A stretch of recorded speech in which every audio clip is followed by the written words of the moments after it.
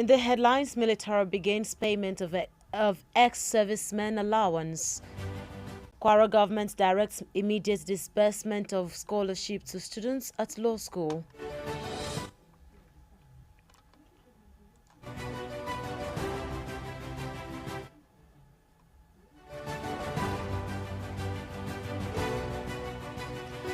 IPOB alleges Nigerian military are responsible for killing in Southeast. On the foreign scene, France backs envoy despite Burkina pressure for withdrawal. In sports, Chelsea signed Monaco's Badiashile for £34 million. Good evening and thank you for joining us for the news across the world on Diamond 88.7 FM. I am Tobi Adebisi. You can listen to us via our website www.diamondfm.net or watch us live on Facebook at Diamond 887 FM and YouTube Diamond FM Ilori. We'll bring you details of the news after this break. Do stay with us. Drug abuse affects both brain and behavior. It has multifaceted impacts on one's body, mind, and nervous system. However, you can avoid being addicted by giving zero tolerance to the use of drugs. Associate yourself with the right persons. Do not give in to peer pressure and learn to handle life's pressure rather than resorting to hard substances. Remember, Diamond 88.7 FM cares for your sound spirit and good health. This message is from Diamond 88.7 FM.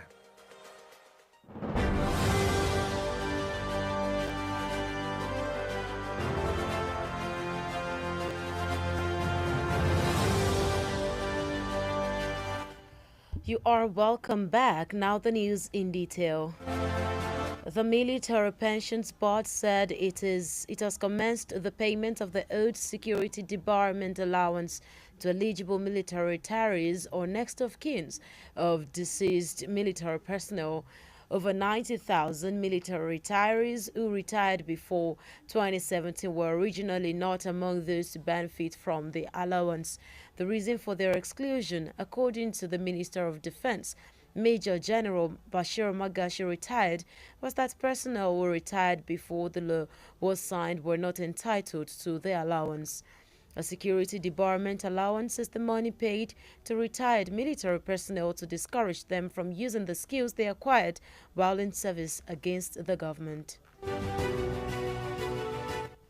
Kwara State government has directed the immediate payment of scholarship allowance to bona fide students of the state indigenous at the Nigerian Law School from across educational institutions in the country.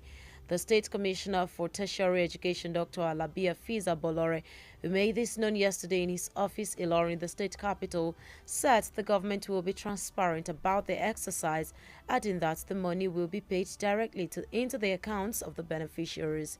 The commissioner said that the government relies on the list it received from the Nigerian Law School and promised to follow it to the letter in the disbursement exercises.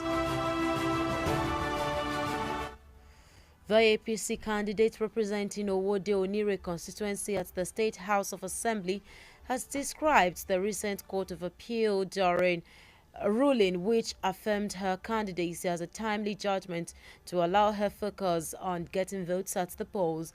The 26-year-old candidate stated this in a telephone conversation with our correspondent Mahmoud Lawal.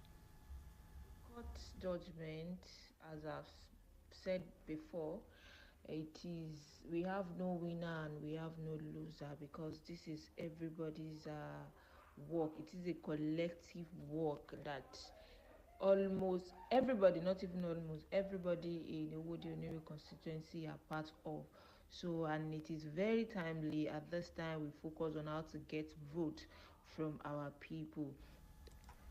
Rukayat Shitu emphasized that the Malam Abdurrahman Abdurazak-led administration's impressive governance has set other candidates of the party on the victory path, promising that she will represent her constituency well if elected. If you look around in Kwara State now, the administration has been doing so well in every local government, not excluding my own local government as a local government, and particularly my constituency, Owode Onire constituency. So with what Malam Abdurrahman Abdurazak has done, with what the APC government has done in my constituency, we have 100% support from our people.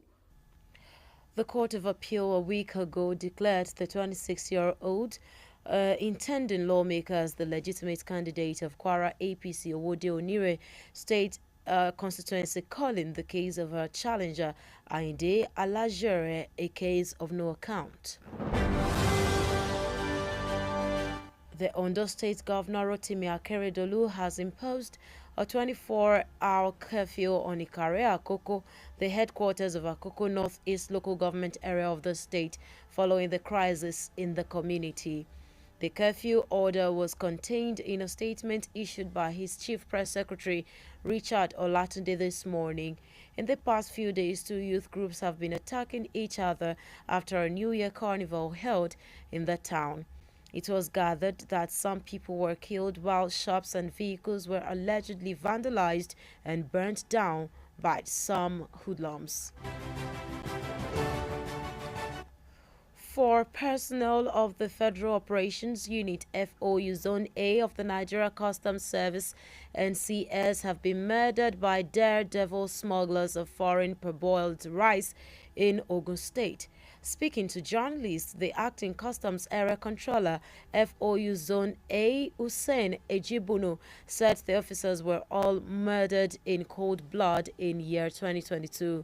Hussein disclosed that the intercepted smuggled items, which worth 13.9 billion naira in the year under review, included 93,102 bags of foreign parboiled rice and 656,414 liters or over 20 truckloads of premium motor spirit, PMS, also known as petrol, and other items. The indigenous people of Biafra, IPOB, has said Nigeria's security agents are behind the killings of innocent residents of the southeast region, popularly tagged unknown gunmen. IPOB alleged that the operatives of the security agencies are the unknown gunmen who have made the Igbo land unsafe as they continually embark on wanton killings of people and displacement of communities.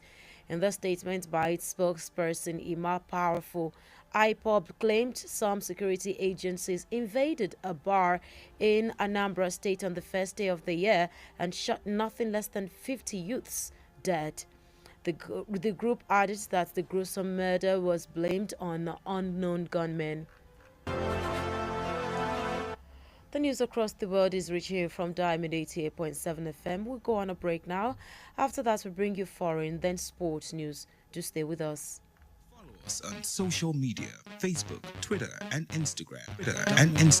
At Diamond 887 FM. Diamond FM, shining supreme.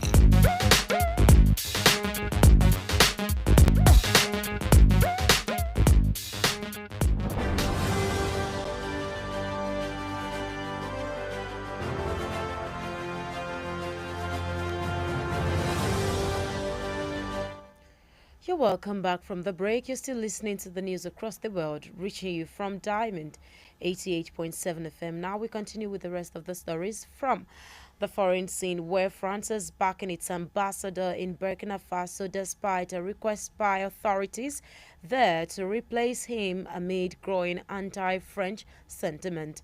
In December, Ouagadougou had sent a letter requesting the departure of France's ambassador Luc Holiday, move the French government described as not standard practice. Relations between France and Burkina Faso, a former French colony in West Africa, have deteriorated after prolonged insecurity caused by armed groups led to political instability and military coups in January and September 2022.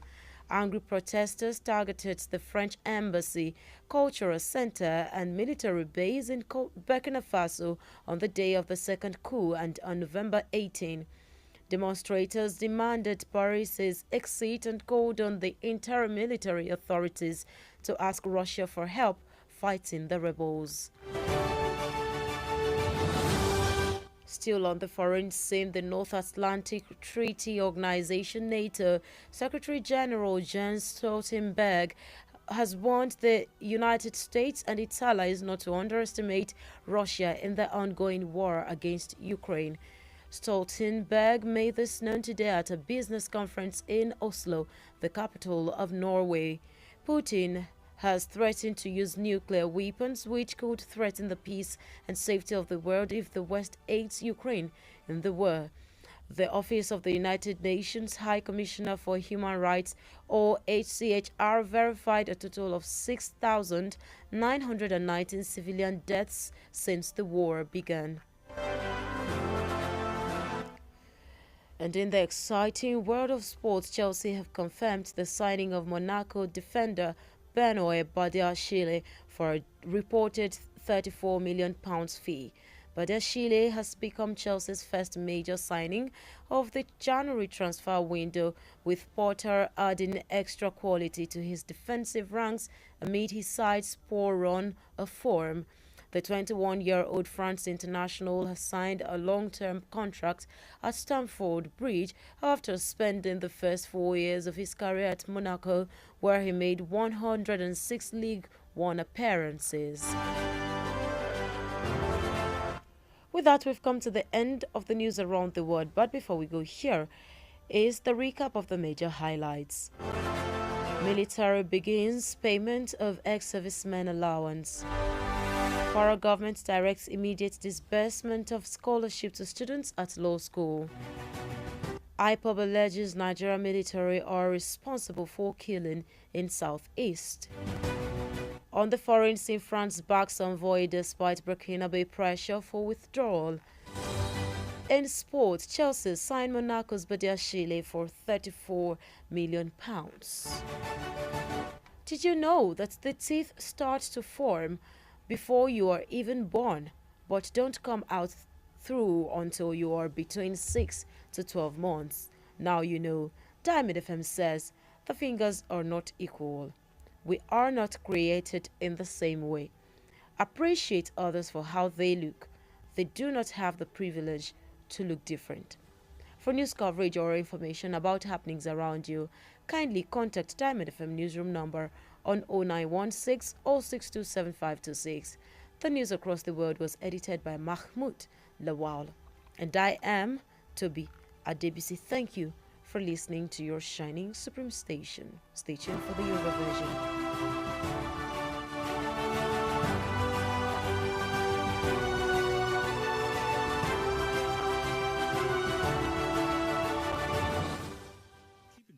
From any part of the world, log on to our website www.diamondfm.net or download our app Diamond FM on Google Play Store or Apple Store. Diamond FM, radio made for you. Diamond FM. Diamond FM. 88.7. Radio made for you.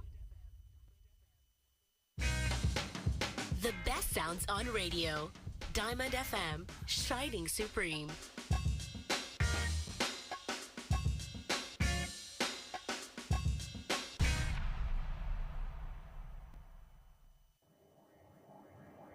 Diamond 88.7 FM. Diamond FM Ìlọrin, àwa là ń gbé ìròyìn àwọn ìṣẹ̀lẹ̀, orin àtàwọn amúlùdùn Yorùbá tí ò láfijọ́ ṣe ti aráyé.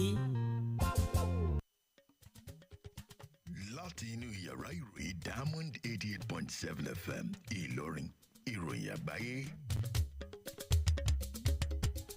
Ẹ kú ìrọ̀lẹ́, ẹ sì kú iṣẹ́ látàárọ̀. Ìwọ̀nyí ni àwọn kókó inú ìròyìn náà. Àjọ ọmọ ogun bẹ̀rẹ̀ owó àjẹmọ́nú sísan fún àwọn òṣìṣẹ́ fẹ̀yìntì. Ìjọba ìpínlẹ̀ Kwara pàṣẹ fífún àwọn akẹ́kọ̀ọ́ lẹ́bùn ẹ̀kọ́ ọ̀fẹ́ ní kíákíá nílé ẹ̀kọ́ ìmọ̀ òfin. Ikọ̀ IPOB fẹ̀sùn kàn pé àjọ ológun ilẹ̀ Nàìjíríà ló wà nídìí ìṣẹ̀lẹ̀ ìṣekúpani lẹ́kùn ìlà oòrùn gúúsù. Ìròyìn ilẹ̀ òkèèrè, orílẹ̀-èdè Faransé pọ̀n sẹ́yìn aṣojú rẹ̀ tó ń ti bí orílẹ̀-èdè Burkina Faso ti ń pè fún dídá padà sílé tó. Ìròyìn eré ìdárayá, ẹgbẹ́ agbábọ́ọ̀lù Chelsea ra Badiashile tinú ẹgbẹ́ agbábọ́ọ̀lù Monaco ní mílíọ̀nù £24. Ẹ ṣeun fún dídarapọ̀ mọ́ wa lórí ìròyìn káàkiri orílẹ̀-èdè àgbáyé fún tòní láti iléeṣẹ́ Diamond 88.7 FM Ìlọrin Tope Animasahun ní oníròyìn yẹn. Ẹ má gbàgbé wípé ẹ lè rí wa gbọ́ lórí ìtàkùn àgbáyé wa ní www.diamondfm.net tàbí kí ẹ wò wá tààràtà lórí ìkànnì Facebook ní @diamond887fm, bákan náà ní YouTube ní Diamond FM Ìlọrin. Ẹ̀kúnrẹ́rẹ́ ìròyìn náà ń bọ̀ láìpẹ́. Ìyá bọ̀bọ̀ ẹ wá ẹ wò ẹ gbà. kínú àti pé kí ní fi ẹgbẹ̀rún kan náírà àti kí ọ̀dà rẹ̀ sì tẹ́ gbé wá ìṣe. Kẹ́ẹ̀kan mánéèjì ẹ̀ ni àmọ́ tó bá ti dọjọ́ ìdìbò olùdíje ẹgbẹ́ òṣèlú tiwa ni kẹ́ ẹ tẹ̀ka fún pìràpìrà. Ṣé ẹ wá rí i tí ẹgbẹ́ òṣèlú tiwa bá fi lè wọlé késekése lè yí kàsàkàsà ń bọ̀. ṣé lóòótọ́. Págà má dán wò àgbọ̀nrín èsì ló ń jẹ lọ́bẹ̀. Wọ́n torí ẹgbẹ̀rún kan náírà tó ń ti ike ọ̀dà ìrẹsì kan ta ọjọ́ iwájú rẹ̀ àti tàwọn ọmọ rẹ̀ o. Bákan náà ẹ ṣọ́ra fún àwọn tó fẹ́ fi òrílẹ̀ kọ́bọ̀ lójú fẹnu ta múṣọ ẹ̀hànà fún yín lákòókò ìbò. Dípò bẹ́ẹ̀ dìbò fún èyíkéyìí olùdíje tí yóò ṣojú rẹ̀ bó ti tó àti bó ti yẹ nítorí ọjọ́ ọ̀la àwọn ọmọ rẹ̀. Ìbò rẹ̀ ni agbára rẹ̀, mọ̀ tà á má sì jẹ́ kẹ́nikẹ́ni ó purọ́ gbà lọ́wọ́ rẹ̀. Bó o bá ti tà á ó ta ọjọ́ ọ̀la rẹ̀ nìyẹn o. Ọ̀rọ̀ ìmọ̀ràn yín wá láti iléeṣẹ́ Diamond 88.7 FM.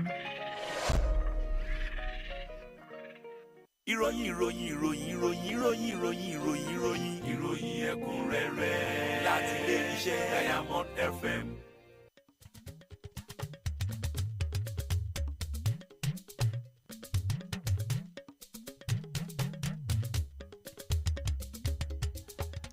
Ẹ káàbọ̀ padà, ẹ̀kúnrẹ́rẹ́ ìròyìn náà rèé. Àjọ tó wà fọ́rọ̀ ètò owó ìfẹ̀yìntì àjọ ológun ilẹ̀ wa ti sọ di mímọ̀ pé ó ti bẹ̀rẹ̀ sísan owó àjẹmọ́nú tí wọ́n jẹ àwọn òṣìṣẹ́ ológun fẹ̀yìntì tó yẹ tàbí fún àwọn tó súnmọ́ òṣìṣẹ́ ológun tó ti di olóògbé. Ó lé ní 70,000 àwọn òṣìṣẹ́ ológun fẹ̀yìntì tó fẹ̀yìntì ṣáájú ọdún 2017 tí kò sí lára àwọn tí yóò jẹ àǹfààní àjẹmọ́nú ọ̀hún.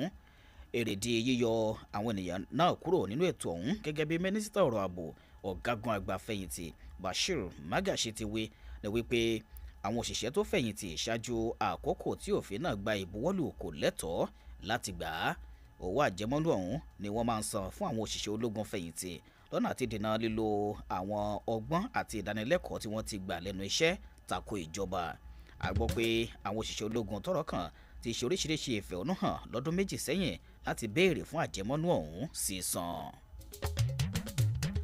Ìjọba ìpínlẹ̀ Kwara ti pàṣẹ sísan owó ẹ̀bùn ẹ̀kọ́ ọ̀fẹ́ ní kíákíá fún àwọn akẹ́kọ̀ọ́ tó jẹ́ ọmọ bíbí ìpínlẹ̀ yìí tó yẹ láti jẹ àǹfààní náà ní àwọn ilé ẹ̀kọ́ ìmọ̀ òfin jákèjádò ilẹ̀ Nàìjíríà. Kọmíṣánná ètò ẹ̀kọ́ gíga nípínlẹ̀ yìí Dókítà Alabi Afeez Abolore tó sọ̀rọ̀ ọ̀hún lọ́fíìsì rẹ̀ lánàá nílùú Ìlọrin fi yé ni pé ìjọba yóò ṣe ètò ọ̀hún hàn síta gbangba ni àti wípé tààràtà ni wọn yóò san owó náà sí àwọn àpò owó àwọn olùjàǹfààní ọ̀hún. Ó ní ìjọba gbáralé ìwé orúkọ tí wọ́n gbà láti ilé ẹ̀kọ́ ìmọ̀ òfin ilẹ̀ Nàìjíríà, ó sì ṣèlérí láti mú un lò gẹ́gẹ́ bó ti yẹ fún pínpín owó náà. Bẹ́ẹ̀ náà ni kọmíṣánná ọ̀hún bá arábìnrin Ọmọ́táyọ̀ Dàdáyọ̀, ẹni tó jẹ́ ọmọ bíbí ìpínlẹ̀ Kwara tó jáwé olúborí gẹ́gẹ́ bí akẹ́kọ̀ọ́ jáde tó fọmọ yọ jùlọ nílé ẹ̀kọ́ ìmọ̀ òfin ilẹ̀ Nàìjíríà lápapọ̀, pẹ̀lú ìtọ́ka ṣíṣe pé ohun àmúyangàn ni àṣeyọrí rẹ̀ lẹ́ka náà jẹ́ fún ìpínlẹ̀ yìí. Olùdíje nínú ẹgbẹ́ òṣèlú APC láti ṣojú ẹkùn Owódé Onírè nílé aṣòfin ìpínlẹ̀ yìí ti júwe ìdájọ́ ilé ẹjọ́ kòtẹ́milọ́rùn àìpẹ́ yìí tó fẹsẹ̀ ìjáde dupò rẹ̀ múlẹ̀ gẹ́gẹ́ bí ìdájọ́ kan tó básìkò mu lójúnà àti fún un láàyè láti gbajúmọ̀ àti rí ìbò mú lásìkò ètò ìdìbò. Olùdíje tó jọmọ ọdún 26 ọ̀hún sọ eléyìí nínú ìtakùrọ̀sọ orí ẹ̀rọ ìbánisọ̀rọ̀ kan pẹ̀lú aṣojú kọ̀ròyìn wa Mahmood Lawal. Rukayatu Shitu tẹnumọ́ pé ọ̀nà ìṣèjọba Malam Abdulrahman Abdulrazak ti fi ẹsẹ̀ àwọn olùdíje yòókù nínú ẹgbẹ́ òṣèlú náà lé ọ̀nà ìṣẹ́gun. Ó sì ń ṣèlérí pé òun yóò ṣojú ẹkùn òun gẹ́gẹ́ bó ti tọ́ bí òun bá lè wọlé. Lọ́sẹ̀ kan sẹ́yìn nílé ẹjọ́ kòtẹ́milọ́rùn ọ̀hún kéde ọmọ ọdún 26 náà gẹ́gẹ́ bí olùdíje fúnpò aṣòfin nínú ẹgbẹ́ òṣèlú APC tó fẹsẹ̀ múlẹ̀ tí yóò ṣojú ẹkùn Owódé Onírè, ẹni tó júwe ẹjọ́ tí Àyìndé Alájèrè pè takò gẹ́gẹ́ bí ẹjọ́ kan tí kò lẹ́sẹ̀ ńlẹ̀. Gómìnà ìpínlẹ̀ Ondo Rotimi Akeredolu ti ṣe àgbékalẹ̀ òfin kónílé-ó-gbélé oníwákàtí 24 kan lé àwọn ènìyàn ìlú Ìkàrẹ́ Àkókó tó jẹ́ olú-ìlú ìjọba ìbílẹ̀ ìlà-oòrùn àríwá Àkókó nípínlẹ̀ Ondo lórí lẹ́yìn wàhálà kan tó súyọ nílùú ọ̀hún. àṣẹ kónílé-ó-gbélé náà ló hàn nínú àtẹ̀jáde kan látọwọ́ akọ̀wé ètò ìròyìn àgbà rẹ̀ Richard Ọlátúndé láàárọ̀ yìí. Lọ́jọ́ mélòó kan sẹ́yìn ni àwọn ikọ̀ àwọn ọ̀dọ́ méjì kan ti ń ṣe ìkọlù síra wọn lẹ́yìn ayẹyẹ àríyá ọdún tuntun kan tó wáyé nílùú ọ̀hún. Àríkójọ náà pé àwọn ènìyàn kan pàdánù ẹ̀mí wọn tí àwọn ilé ìtajà àti ọkọ̀ sì jẹ́ bíbàjẹ́ pátápátá lóríṣiríṣi látọwọ́ àwọn jàǹdùkú kan. Àwọn òṣìṣẹ́ mẹ́rin lẹ́ka àwọn iṣẹ́ àpapọ̀ ṣíṣe ti ìpín kínní lájọ iṣẹ́ aṣọ́bodè ilẹ̀ Nàìjíríà ní àwọn oníṣẹ́ ibi onífàyàwọ́ ìrẹsì láti ilẹ̀ òkèèrè wọ ìpínlẹ̀ Ògùn ti ṣekú pa o. Nígbà tó ń bá àwọn oníròyìn sọ̀rọ̀, olùṣàkóso àjọ náà lágbègbè ọ̀hún Hussein Ejibono sọ pé inú àgbàrá ẹ̀jẹ̀ ni wọ́n pa gbogbo àwọn òṣìṣẹ́ náà sí lọ́dún 2022. Bẹ́ẹ̀ náà ló mẹ́nuba àwọn ẹrù tí wọ́n ń kó wọlé lọ́nà àìtọ́ èyí tó jẹ́ gbígbẹ́sẹ̀ lé lọ́dún náà èyí tó sì tó nǹkan bíi bílíọ̀nù 14 ó dín díẹ̀ náírà gẹ́gẹ́ bíi ti àpò báàgì ìrẹsì ilẹ̀ òkèèrè, epo bẹtiró, ọkọ̀ àti aṣọ lóríṣiríṣi àti bẹ́ẹ̀ bẹ́ẹ̀ lọ. Síwájú sí ikọ̀ àwọn ènìyàn Biafra tí a mọ̀ sí IPOB ti sọ di mímọ̀ pé àwọn àjọ elétò ààbò ilẹ̀ Nàìjíríà ló wà nídìí àwọn ìṣẹ̀lẹ̀ ìpànìyàn kan èyí tó ṣẹlẹ̀ sí àwọn aráàlú tí kò mọwọ́ mẹsẹ̀ lẹ́kùn ìlà oòrùn gúúsù ilẹ̀ yìí tí wọ́n ń pè ní àwọn agbébọnjà ẹni àìmọ̀. Ikọ̀ náà fẹ̀sùn kàn pé àwọn òṣìṣẹ́ àjọ elétò ààbò ní àwọn ẹni àìmọ̀ agbébọnjà òun gan tó ti ń da ilẹ̀ ẹ̀yà Ìgbò láàmú níbi wọ́n ti ń gùn lé iṣẹ́ ìpànìyàn lemọ́lemọ́ ṣíṣe àti ṣíṣe àwọn ìlú ní ṣìbáṣìbò nípínlẹ̀ ní ilẹ̀ náà. Inú àtẹ̀jáde kan látọwọ́ agbẹnusọ rẹ̀ Ìmá Powerful, ikọ̀ IPOB ní àwọn àjọ elétò ààbò kan yà lọ ibùdó ohun mímu kan nípínlẹ̀ Anambra lọ́jọ́ kìíní ọdún yìí tí wọ́n sì yìnbọn pa àwọn ọ̀dọ́ tí kò dín ní 50 níye. Ikọ̀ náà fi kún pé ìṣẹ̀lẹ̀ ìṣekúpani ọ̀hún ni wọ́n di ẹ̀bi rẹ̀ lé àwọn agbébọnjà ẹni àìmọ̀kan lé lórí. Ìròyìn káàkiri orílẹ̀-èdè àgbáyé ní ẹ̀ ń tẹ́tí sí láti iléeṣẹ́ Diamond 88.7 FM Ìlọrin. Àwọn ìròyìn náà yóò tẹ̀síwájú lẹ́yìn ìdánudúró ráńpẹ́ yìí fún ìròyìn ilẹ̀ òkèèrè àti ti eré ìdárayá. Ẹ darapọ̀ mọ́ wa ní ìtàkùn káyélujára wa, ìtàkùn ìbádọ́rẹ̀ẹ́ Facebook, ìtàkùn abẹ́yẹfò Twitter àti Instagram lórí Diamond 887 FM. Diamond FM, shining supreme.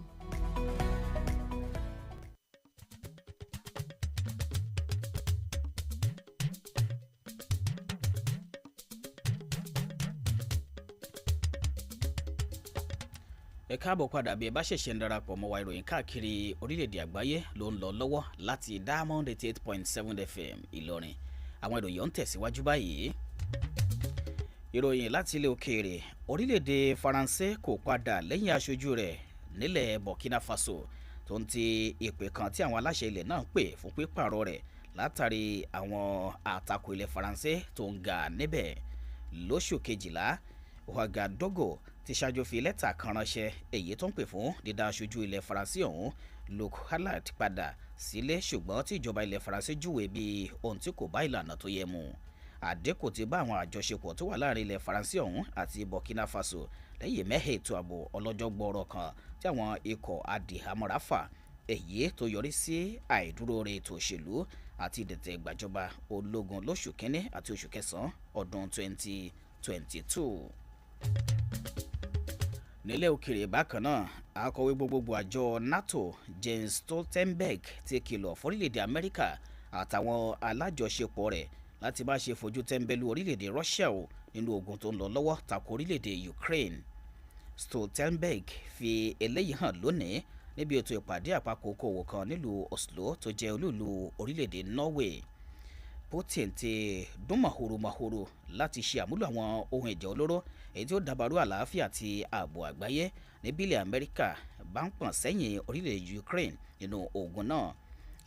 Iléeṣẹ́ kọmíṣánná gíga àjọ ìṣọ̀kan àgbáyé èyí tó wà fọ́rọ̀ ẹ̀tọ́ ẹ̀dá ọmọnìyàn ti wá fìdí àpapọ̀ iye ikú aráàlú tó tó 6,591 múlẹ̀ látìgbà tí ogun náà ti bẹ̀rẹ̀. Ìròyìn eré ìdárayá, ẹgbẹ́ agbábọ́ọ̀lù Chelsea ti fìdí rẹ̀ múlẹ̀ pé ẹgbẹ́ náà ti ra Benoit Badiashile tó jẹ́ agbábọ́ọ̀lù lọ́wọ́ ẹ̀yìn fún ẹgbẹ́ agbábọ́ọ̀lù Monaco ní mílíọ̀nù 24 euro. Badiashile ọ̀hún ló jẹ́ agbábọ́ọ̀lù kan gbòógì àkọ́kọ́ tí ẹgbẹ́ agbábọ́ọ̀lù Chelsea yóò rà lásìkò títà òun rírà tóṣù kẹ́ndẹ̀. Ọmọ orílẹ̀-èdè Faransé ọ̀hún ti buwọ́lu àdéhùn iṣẹ́ ọlọ́jọ́ gbọ́rọ̀ kan pẹ̀lú ẹgbẹ́ agbábọ́ọ̀lù Chelsea náà lẹ́yìn tó lo ọdún mẹ́rin àkọ́kọ́ iṣẹ́ bọ́ọ̀lù gbígbá rẹ̀ ní Monaco nínú ìdíje League One tó ti ní ìfarahàn mẹ́rìndínláàádọ́fà.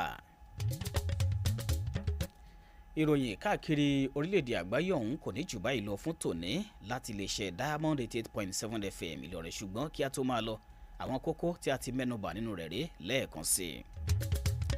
Àmọ́ àfọ̀yẹ́ wípé àjọ ọmọ ogun bẹ̀rẹ̀ owó àjẹmọ́nú sísan fún àwọn òṣìṣẹ́ fẹ̀yìntì rẹ̀. Bákan náà lẹ gbọ́ pé ìjọba ìpínlẹ̀ Kwara pàṣẹ fífún àwọn akẹ́kọ̀ọ́ lẹ́bùn ẹ̀kọ́ ọ̀fẹ́ ní kíákíá nílé ẹ̀kọ́ ìmọ̀ òfin. Nínú ìròyìn lẹ ti gbọ́ pé ikọ̀ IPOB fẹ̀sùn kàn pé àjọ ológun ilẹ̀ Nàìjíríà ló wà nídìí ìṣẹ̀lẹ̀ ìṣekúpani tó wáyé lẹ́kùn ìlà oòrùn gúúsù. Nínú ìròyìn ilẹ̀ òkèrè ẹ gbọ́ wípé orílẹ̀-èdè Faransé pọ̀n sẹ́yìn aṣojú rẹ̀ tó ń ti bí orílẹ̀-èdè Burkina Faso ti ń pè fún dídá padà sílé tó. Nínú ìròyìn eré ìdárayá a jẹ́ kẹ́ gbọ́ pé ẹgbẹ́ agbábọ́ọ̀lù Chelsea ra Badiashile tinú ẹgbẹ́ agbábọ́ọ̀lù Monaco ní mílíọ̀nù £24. Kí a tó dànù dúró ǹjẹ́ mọ̀ pé kó tó di pé abínisáyé ní eyín tí máa ń bẹ̀rẹ̀ sí ní kórajọ ṣùgbọ́n tí kì í fojú hàn títí di ìgbà tí a bá pé ọmọ oṣù 6 sí 12. Ọ̀rọ̀ iyebíye Diamond FM lónìí rèé. Àwọn ìka ọwọ́ wa kò dọ́gba bẹ́ẹ̀ ni a kò ṣẹ̀dá wa bákan náà, nítorí náà máa mọrírì ìṣẹ̀dá àwọn ẹlòmíràn níbi wọ́n ti rí wọn kò lórí ọ̀fẹ́ láti mú ìyàtọ̀ bá ara wọn. Fún ìròyìn àwọn ìṣẹ̀lẹ̀ tó ń ṣẹlẹ̀ ní àyíká àti agbègbè yín tí ẹ fẹ́ fi tó iléeṣẹ́ wa Diamond FM létí ẹ lè kàn sí yàrá ìròyìn iléeṣẹ́ wa lórí nọ́mbà ìbánisọ̀rọ̀ yìí 0916 062 7526. Mahmood Lawal ni olóòtú ìròyìn náà. Tope Animasahun ló tú sí èdè abínibí wa tó sì kà sí etí ìgbọ́yín. Ẹ ṣeun níbẹ̀ tí ń tẹ́tí sí wa nìkan nìyí tó táwọn yọ. ìròyìn ẹ̀kúnrẹ́rẹ́ láti ilé iṣẹ́ Diamond FM. Every family, you need vitamins like Bioferrous Blood Tonic. Every family, you need vitamins like Bioferrous Blood Tonic. Bioferrous Blood Tonic, good for deficiency in iron.